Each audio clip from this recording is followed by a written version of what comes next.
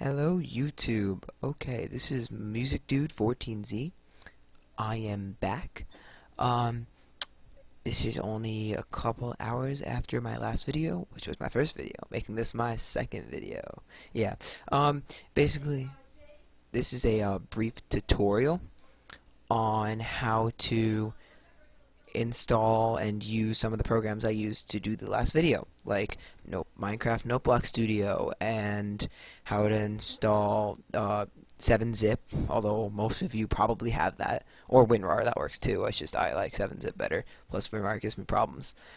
And the other one being MCEdit, which did give me a couple problems. Also, the exporting from Noteblock Studio gave me some problems. So I just want to show you guys how to do this in case you're like completely new to computers and you can't troubleshoot yourself, or you just want you just want someone to show you it so it just goes fast, so you don't want to do any work. Just sit back and just do it. I'm here for that. No problem, guys. Alright, so here we go. So I have the files open. These links are in my last video. I'll put them in this video too. So, you know, no big deal. Anyway, so this is the page for 7-zip, which is the first program you really need. You need to know what you can download it as an MSI or EXE. It really doesn't matter. They're both installers.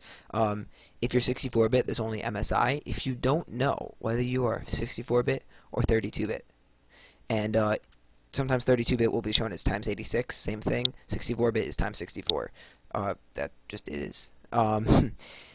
If you want to know which one you are, you're going to go to the Start menu, and then you're going to go to Control Panel, important place in your computer. You're going to go to System and Security, and you are going to click on System, and it would say it right here. After System Type, it says it right here. See, I'm 64-bit operating system. Just a note, on a 64-bit operating system, you can download and use 32-bit programs. However, it doesn't work the other way around. If you have 32-bit, you can't really use 64-bit. The only reason you would do it is the other way, 64, and then using a 32-bit program would be because they only have a 32-bit program, like Chrome that I'm using right here. Chrome is 32-bit. They don't have a 64-bit version, and because of that, I have Java on my computer, obviously for Minecraft, and Java happens to have 64-bit and 32-bit, but Chrome will only use the 32-bit version because it's 32-bit. So I have to have both on my computer. The 64 to make Minecraft run optimally, and then the 32 to make Chrome run at the best it can. So yeah, that's that. Also, if you do have Chrome, I do recommend AdBlock. It's awesome. Anyway, so I'm 64-bit, so I click on the download link next to the MSI. It says your file will start in 5 seconds, whatever. It's no big deal. Again, if you do have problems, use these 2 links they give you. I'm being prompted to install it. I'm not going to because I have it. When you install it, then you're going to hit run. So like mine comes up down here. If not, find the file. So look where you save it. Go to it, double click it, and install it. And it'll run itself. And I forget if this one's nice. If it is, it deletes the installer when it's done. It doesn't matter where you put the installer because you don't need it after it's done. So you can put it in your downloads folder. It doesn't need to be safe because it will install the actual file into your program files or something safe.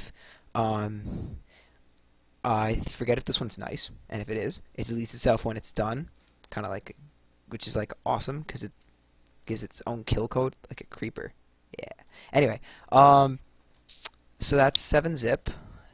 Noteblock Studio is really simple. Unless you're planning on going in and editing stuff inside the program, like the code or images or stuff, for whatever reason you have, then you're going to have to download the .zip archive and then use a WinRAR or 7-zip to unpack it.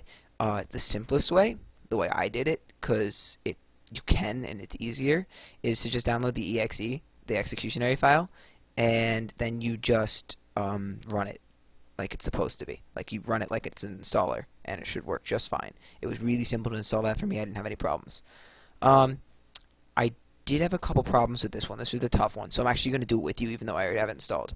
So if you're a Mac, which I don't recommend being, because if you like doing all this behind the scenes work, I mean this stuff you can do on a Mac, but if you like doing like coding and modding for Minecraft, it tends to be a little bit easier on a PC, especially if you're used to using a PC, or if you're new to Mac, you may not want to do it. For those Mac users who are out there who are just like, I can do Mac way better than I could do PC, it's way better, and it's the best thing out there, fine for you. For me, it's PC. So whatever, no big deal. Anyway, so you know the Mac download, Windows download. This is the older version. I think this one's probably better, so I would download the newer version. I mean, look how many downloads it got. Whoa. Anyway, so you're gonna click on it, and download will happen. This you can kind of put anywhere, but then when you extract it, you have to show it where to go. So it's usually easier if you give it a folder. So right now, if you go straight to download, then you have to move the file, you know, copy paste, no big deal. For me, I asked it to prompt for a location, so then I'm going to tell it to go to documents, and why don't we just go to, actually, why don't we go to videos and just put it in YouTube, where you guys are all about, yeah. So then you can just save it there, and it should download a couple seconds. It's not a big file, it's a zip file, so it's condensed. And then this is where 7-zip comes in. You're going to open it up, and sorry guys, you don't need to be here. We're going to go to videos. You don't need to type in, you can find the file location like this. You just click and navigate. This goes up a folder in case you were wondering. Because this program's really easy to use. I'm just showing you how to do this part. YouTube, the folder I want it to be in, and this is our zip. And you want to extract it. So you're going to right click, you can go to 7-zip options. I think WinRAR has it a little bit different, but it's pretty similar. And then you're going to say extract to and give this folder location. And just click on that one because you want it to extract to that just means extract to a folder with the same name but not zipped. When you go in, this is run. When you click that, it will start the program. Watch, guys. See, really easy. It's just, you know, if you don't know how to use WinRAR or 7-zip, it's not going to work too well. Anyway. So then this is a big important warning. You guys need to know this. You cannot start editing a map while Minecraft are running. Everything will crash. Minecraft will crash. This will crash. Doesn't work well. Don't do it. So I would not click don't remind me again. I would click OK, so that pops up every time, just so you guys never accidentally leave Minecraft running. See, like I'll scroll down to my taskbar, check that it's not running. So here we are. You just saw it made 2 folders. That's okay. It's supposed to. That's what executionary files do. They make folders, make files, blah, blah, blah. So yeah, don't really touch anything in there unless you really know how to control open source code. And again, then you don't need this part of the tutorial. So once that's done, that's pretty simple. If you don't want to keep coming into this folder location, which you can now do now that you unzip the file, you can do it through here. Like if I went to documents, videos, and went to YouTube, it's here, right here. But again, this is here, so you are allowed to use this. I would click.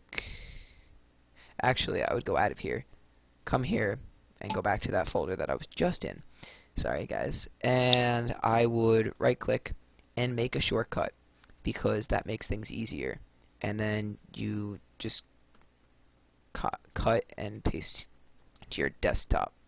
It's giving me an error because I already have it over here for a different, not the same file because I just downloaded a new one for you guys, but it has the same name, so that's the problem. Anyway, I'm going to delete that stuff because I already have that on my computer, so I don't need to bother with that.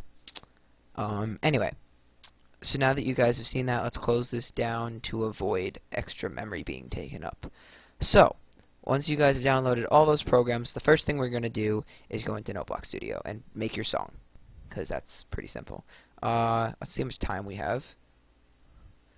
We are at 9 minutes already. Wow. Okay. It looks like I'm going to be cutting short here. So create a new song if you want. And then this is where so I'm probably going to cut it short after we write our song. That's where I'm going to end this video, and I will make a second behind the scenes video, guys, to show you guys how to turn the song into a Minecraft world, which is a pretty short video, but we can go around and explain the options a little bit better. So I'll deal with exporting then. For now, let's just work about using the program now that we've installed everything. Okay. So you guys know, hopefully, that note blocks make different sounds at different blocks. So for the harp sound, or piano, whatever you want to call it, that's dirt blocks. Most kinds of blocks are right here. If you want the bass sound, you're going to click here. You guys can hear that. That's the, sorry guys, make the volume louder for y'all. That's piano sound. That's, we're on C, so that's the note it's playing. Bass, double bass, sorry. Bass drum, snare, and click for, I guess if you really wanted to do some kind of modern song with like dubstep, I guess you could probably throw that in there. Anyway, basically you just click and the note appears. The way this editor works is these are layers. Let's go full screen so I can show you guys. Compatible. Oh, this is important. The range of Minecraft note blocks are from F sharp here to F sharp there. These are the ones that are recognized in the game. If you put a note from down there in it, see, not compatible because Minecraft can't process that note, so you wouldn't be able to export it. So make sure this is always compatible. Another one, up here is the tempo at 10 ticks per second. So just to give you guys an idea, let's not use invalid notes.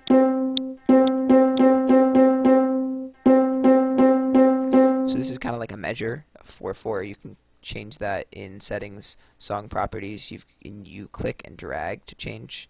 We'll leave it in 4/4. I don't think you can change the second number. No. I tried doing 5/4 for one of my other songs, but it's annoying because it went between 5/4 and 4/4. You could change info about the song, and then when you open the song up, I'll show you guys that later with the song I wrote. The White Room song. It's pretty nice actually. It gives you a nice little intro box. I have a typo though. You'll see it. So this is the tempo for 10 ticks per second.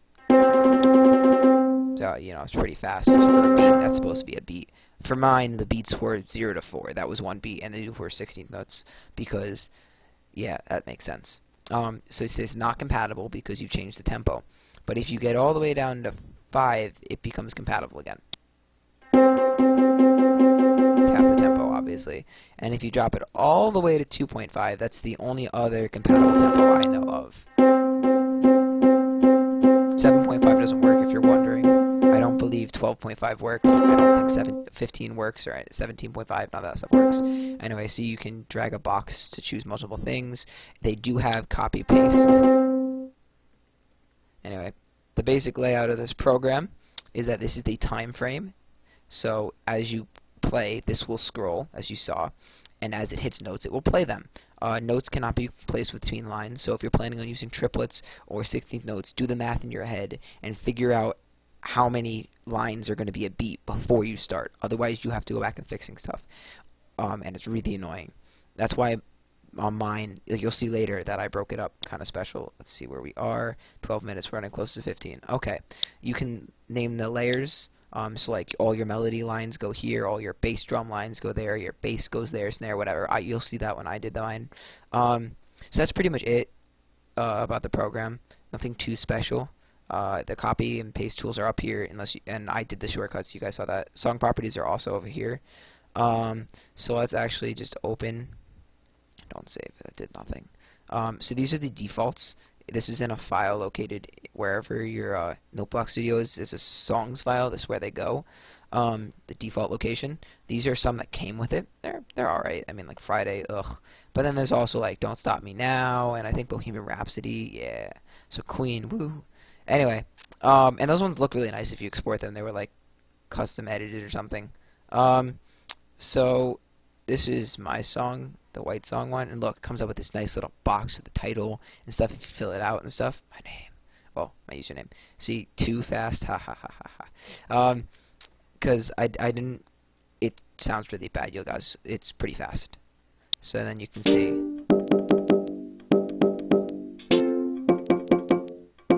So this is actually where I edited the song and wrote it and stuff. So as you can see, if you're used to editing a score with like all the notes and the squiggly lines, if you guys don't know music, and if you do know music, you know it's regimented and stuff. There's a rule to it. Anyway, so this is completely different. It's like a vertical representation of stuff. It's just weird. See, it sounds a little cleaner in this program than it did in the game. So yeah, I'll probably put this somewhere and give you guys a link to it. It's some point in the description. So maybe that'll be there, maybe not. You'll see. Maybe I'll make a video of just the song playing, and I'll link that. We'll see. So that's pretty much all we have time for. I'm about to hit 15 minutes. Alright guys, this is Music Dude 14Z, and I am signing off. See you next time with the rest of this video. Bye guys.